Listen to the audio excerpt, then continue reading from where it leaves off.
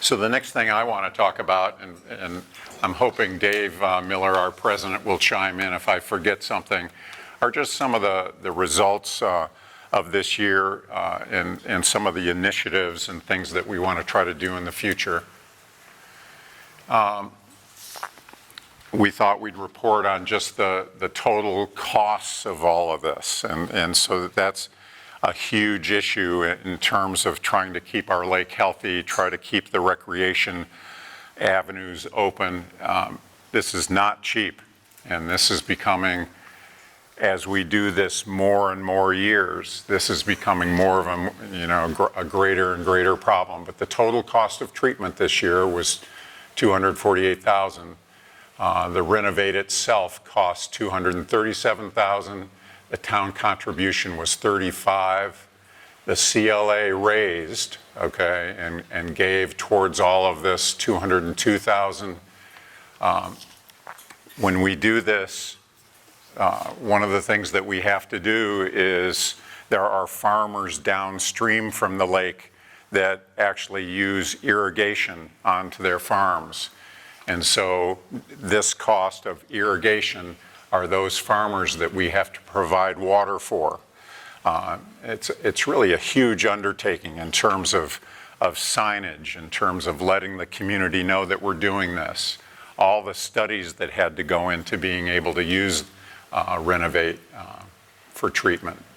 Here's costs just for the sign maintenance that the town pays for. We have to pay for that rake toss study.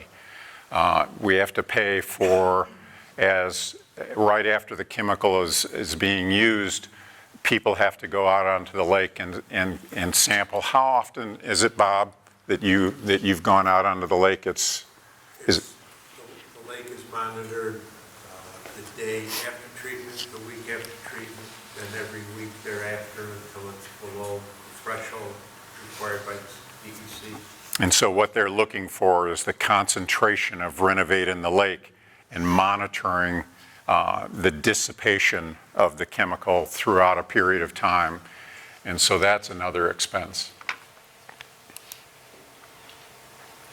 We raised a total of $230,000. I mentioned way back in the beginning this morning, the CLA has a balance right now of around $66,000 that we have in the bank. But we raised $230,000 over the course of, I think Linda said, was it 2 years? So 2018, 2019, we really raised that amount of money. Lakefront owners donated 133 donors out of 250 total donors, and that was $157,000. That's just from the lakefront owners, and $58,000 from non-lakefront owners. And of course, these are all things that we would love. We'd love businesses to hopefully contribute more in the future, and we'd really love if more non-lakefront owners at some point consider the lake a huge part of our community and a huge part of what we really, it's a precious resource for us around here, and see if we can raise more money from that avenue. I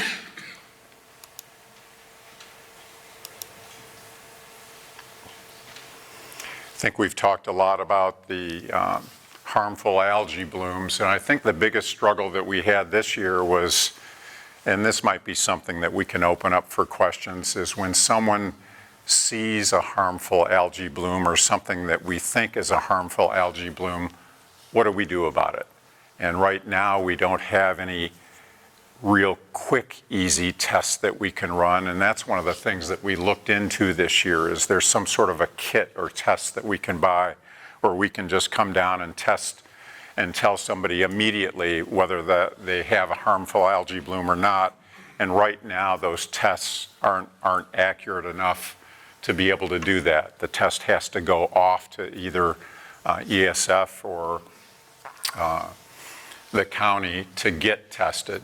And so right now, as Greg mentioned, the only thing that you can do is if you think you see it, if you think it's a harmful algae bloom, then you ought to avoid going into it.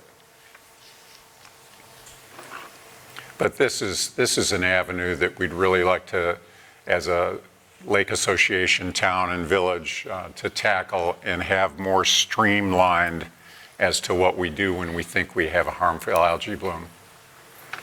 So some of the initiatives for the CLA is looking at alternative treatment options, as Bill Zupan mentioned.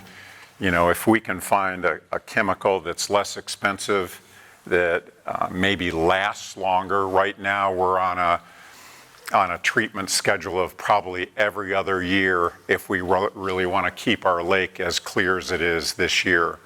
It looks like if we wait 2 years where we don't treat, it's that second year, it's pretty bad out there. Looking at, again, expanding fundraising efforts, and it'd be great if we didn't I mean, the amount of struggle it is for the CLA to be out raising money, especially the amount that we're talking about there, it's becoming more and more difficult. Business participation, again, the HAB monitoring program, and just, you know, we're constantly struggling to try to increase public awareness of all of these issues. But I'm just going to open it up and see if anybody has questions just from my standpoint, CLA standpoint. Yeah. So does it seem that if you treat continuously every year, you'll reach a point where maybe you can back off and do every other? Yeah, we were hoping. That does not, and because that's been looked at in other lakes, Lake Lamoka, for example, more in the western part of the state, they tried to do that where gee, can we maybe actually eradicate this or get close to that? It does not appear that that's ever going to happen. Yeah. To add to that, the DEC won't allow us. And the DEC won't allow it right now. What did we used to treat it with? You mean what are we using right now? Did we used to use prior? Yeah. They used to use copper sulfate. Yeah. For 3 days or whatever. That's napalm for the lake. Yeah. And it's not legal anymore. Yeah. So one charity, what's interesting is if we can get Procelicor approved and get that through, that has no swimming restrictions. It has no fishing restrictions. It's just the toxicity level and the amount we put in the lake is, I think it's like 600% less than renovated. So from kind of a holistic standpoint, it's much, much better. You're putting in this much chemical versus this much. And so that alone is part of, you know, the DEC guidelines. The less chemicals you put in any body of water, they're all for that. So, you know, the downstream flow is significantly less. So to your point, we started with copper sulfate way back when, which was really bad. To renovate now, hopefully this is yet another improvement in the process. We just have to get there. We have a lot of work to do. Yeah, You know. of course. Been watching it all my life. Right. I think that in the past, there's been a sad and unfortunate attitude that, you know, this is a problem that should be largely borne by the residents who are right on the water. And that couldn't be further from the truth, because the assessed values of those residents around the lake pay a disproportionate amount for instance, school taxes. So it's important for all of us to understand that and contribute, because God forbid there was ever a diminishing of the assessed value because of the water quality going down. We're all going to feel the impact of it. That's a great point, Tom. So what we're saying, when I'm on the lake and I see the weeds that are cresting the surface, is that the milfoil? Most of it is, okay. There are some other weeds. I'm going to call it duckweed because that's what I've been told that it was. But there are some other weeds, not too many though, that will actually come to the surface. This summer there was none though. Yeah. So this summer the stuff, especially on towards the southwest area, I know it's like duckweed or whatever. Yeah. That was not milfoil. That was just the normal one of the native. Right, weeds. some of the native weeds. And the harvesting program is part of that, okay, to also help control those natives. That's where I was going. Yeah. Do we need to increase that? Because Renovate, or this newer chemical, really is very specific. And that's one of the things that I probably didn't raise here, okay? When you put Renovate in the lake, it doesn't touch the natives, okay? It doesn't kill anything other than milfoil. And that's one of the reasons why it was approved. Is that true of the?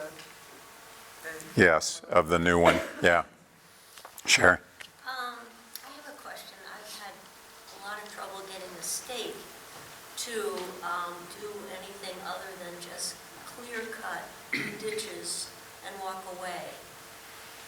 And all that mud and dirt Right. and all the runoff that we get, from Preston and the hillside areas.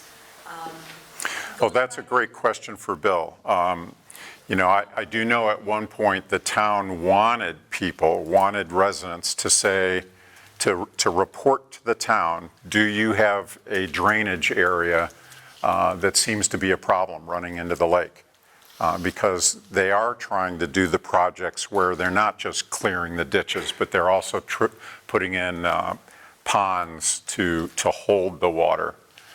Is the town still interested in that, We Bill? looked at 3 runoff streams, and we did remediation on one, soil and water, on the other 2 said, they could, there was nothing they could do, it was working fine. One was at McDad's, where all that water comes through, they said, no, that's working, it's filtering the water out, so you don't have to do anything there. The 2 biggest problems, and I think they're concreted now, going up 20. And the other one is Chenango Creek when it flows into the dike. If you could, that rain event, before they opened the dam, the gates on Chenango Street, you could see the bloom of silt going right out into the swim area. Right. It was amazing. So So- my suggestion would be to keep the gates open at Chenango Street all the time and keep that silt going down instead of back washing into the lake. If a homeowner, though, sees a stream or something near their property where they think it's a problem, who do they report that to? You can call me. Okay, What we've done is, up until a couple of years ago, Madison County Soil and Water wasn't too busy. And now with all the rain events and the floods, every town's they've got a backlog of work. What they used to do was come out, look at it, draw up the plans, and they would fund remediation of it. So, if they can draw up plans, it's something that the town can look at to pay for the remediation. Liz, this would be a great time for you to, Oh. why yes, don't you come on up? All right, so we've talked a little bit about how the lakes are changing with climate, and I have a request I'd like to pass on to you all as kind of local experts. This request is from Professor Lars Rudson. He's the director of the National Biological Field Station on Oneida Lake. And he's been collaborating with a network of international scientists looking for data sets of when lakes freeze and thaw. And so my question is, are there people here who have journals or calendars or who've been tracking this with their children for years? Lars would really like to get some of that data. He had an intern a couple years ago find some journals at Lorenzo. So we have a very nice kind of, 1800s kind of data set to look at, and this would be a really wonderful opportunity. So if anybody has access to that data, you can let me know, or you can call Lars directly. Actually, just talk to me, because What's the contact? Who's contact? a good contact for me is L. Moran, M-O-R-A-N, at ecologicllc.com. Do you want the people who are going forward? Yes. Like to have this Yes, that would be wonderful. Thanks. Great suggestion. So start to keep those diaries or journals or mark it on your calendar, and that'll, we can start to build a really robust data set. So, My mother kept a lot of journals, and she recently died, so maybe we'll find some stuff. oh, So from Great. And from her great aunts and grandmother as well. Perfect. So that See, goes that's back the to kind of 1800s. thing that's, yeah, yeah, you know, the ice, Yeah. the lake is Especially with frozen the ice today. harvesting then- and all that stuff. Yeah, yeah, great, thank you.